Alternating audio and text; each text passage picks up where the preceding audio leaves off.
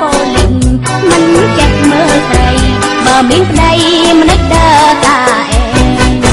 ខ្ញុំខំត្រង់ណា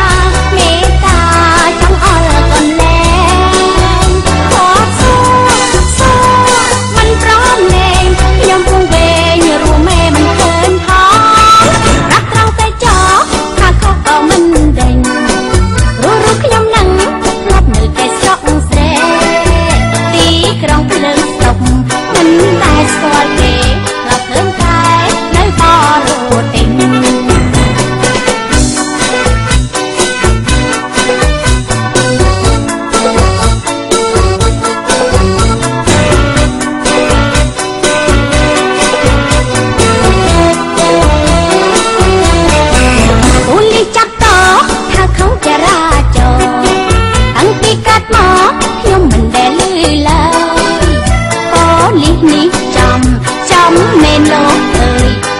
សំ